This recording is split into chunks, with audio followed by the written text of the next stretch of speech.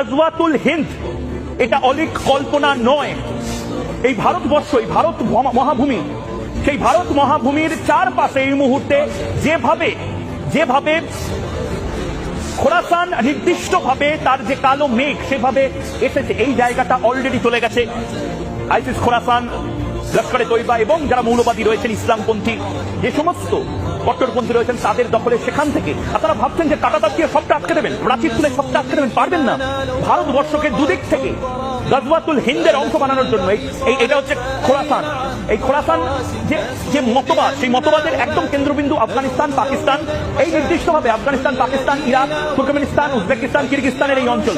এখানে একা লড়াইটা করছে ইসরায়েল, এবং ইসরায়েল ভারতকে হয়তো সাহায্য করবে, কিন্তু ভারতকে নিজের লড়াইটা নিজে লড়তে হবে। এই ভারতের মহাভূমি, সেই ভারত মহাভূমিকে ইসলামিক রাষ্ট্র বানানোর প্ল্যান আজকে নয়। আপনারা হয়তো ভাবছেন যে 2024 সালে এখন নতুন একটা ফান্ডা নিয়ে ময়ূক রঞ্জন ঘোষ চলে এসেছে, একদম না। গজওয়াতুল হিন্দ বা গজওয়ায়ে হিন্দ এটা আজ থেকে না, দীর্ঘদিন ধরে, এবং এইটা নির্দিষ্টভাবে টার্গেট করা হয়েছে, এবং এটা কিন্তু একটা মাস্টার প্ল্যান। সেই মাস্টার প্ল্যানটার নাম গজওয়াতুল হিন্দ বা গজওয়ায়ে হিন্দ। এটা তো কট্টরপন্থী বাংলাদেশিরাও জানে। গজওয়াতুল হিন্দ কি?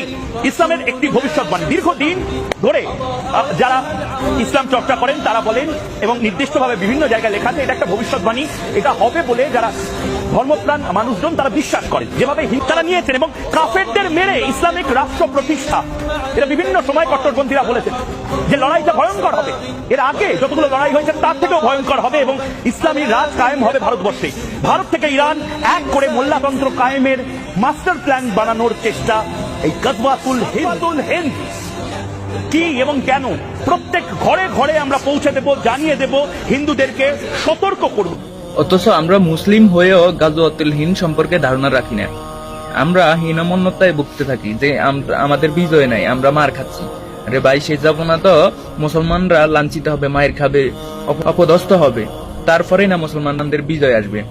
আল্লাহ রাসূল সাল্লাল্লাহু আলাইহি সাল্লাম বলেছিলেন, দুই যুদ্ধে মুসলমানরা শামিল হবে, তাদের জন্য জান্নাত ওয়াজিব হয়ে যাবে। একটা হচ্ছে ঈসা ইবনে মারিয়াম, ঈসা আলাইহিস সালামের কাফেলায় যুক্ত হতে পারলে, আর একটা হচ্ছে গজওয়াতুল হিন্দ।